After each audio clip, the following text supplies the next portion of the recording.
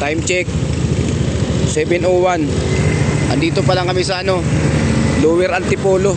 Grabing traffic. Oh. Mga boss, may biyahe tayo.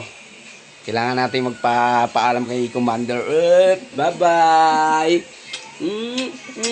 Bye-bye. Bye-bye. Okay, let's go. Pack up na, pack up. Pupunta daw kami ng farm. Let's G. Ito yung parking area nila dito mga boss. Sandaan pala rito ang parking kada isang motor. Ayan o. Tapos sa harap ng parking, ayan yung view. Diba? Dito tayo sa mga boss, Pililya sa windmill. Ayan o. Makikita mo yung malalaking electric pa na yan. Ayan o. Oh. Diba? Tapos ang ganda ng mga overlooking dito. Ang ganda ng view. Pag nandito kayo, hindi rin kayo magugutom. Kasi may mga kainan dito. Ayan o. Ayan o. Tara, check natin yung check natin yung mga pagkain nila rito. Let's go. Ito yung mga pagkain dito.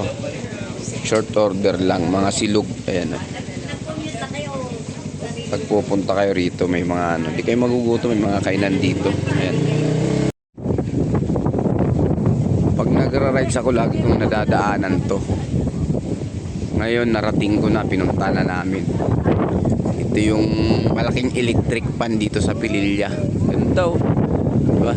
Tapos dito mga boss, ganda ng view. Ayan yung Manila de Bay. Ganda. Diba?